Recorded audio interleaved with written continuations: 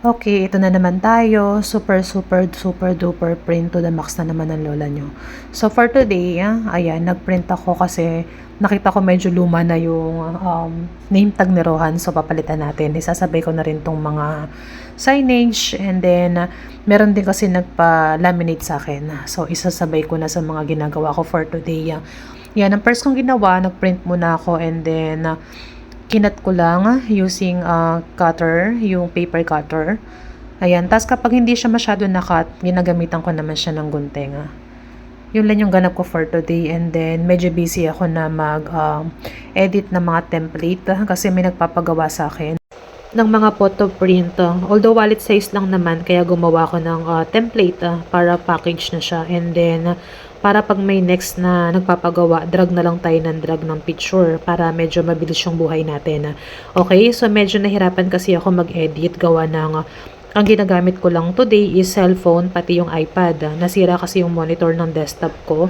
Since wala pa yung replacement, medyo tsaga-tsaga muna tayo dito.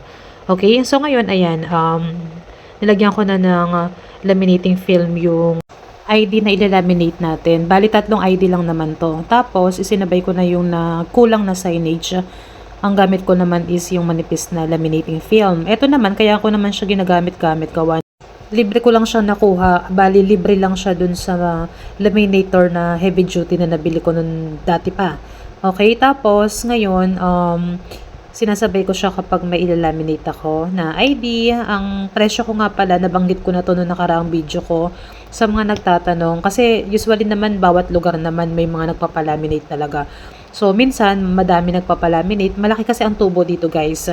So, imaginein mo, yung makapal na A4 size, yung isang bond paper, ang pinaka-presyo natin doon is 80 pesos yung A4 na full paper. And then, yun yung makapal. Pero yung manipis, bali 50 pesos lang. Kagaya ng ginagawa ko na to, yung signage na to, 50 pesos yung bayad dyan. Kasama na print lahat.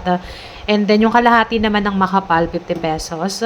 Yung manipis naman, 30 pesos. Ito namang ID na ginagawa ko, bali, makapal to, 250 micron siya. ID size, 30 pesos naman siya. And then, yung manipis, 15 pesos. So, iba-iba naman yung presyo sa iba't ibang lugar. So, ilagay ko na lang yung presyuhan ko dito. Kasi usually, nag-canvas din naman ako kung magkano yung presyuhan dito sa area ko. So, nag-base lang din naman ako doon. Okay? And then, yun lang, malaking bagay. Kahit papano, makakatsyempo ka din talaga ng minsan may madami nagpapalaminate. Araw din naman na wala, pero iba-iba kasi yung mga pwede mong i-offer kapag meron kang printing na small time or kahit malaking printing business pa yan. So, dagdag lang to, laminate na ganito. Dagdag kita din kahit papano. Pero dapat aralin mo rin talaga yung iba't ibang klaseng service like photo printing, and then yung mga layout, dapat maalam ka talaga sa mga ganyan. So, ito, yun lang as of now, medyo wala na rin akong sasabihin. So, yun lang. Ayan, tamang laminate lang tayo for today. And thank you for watching nga pala.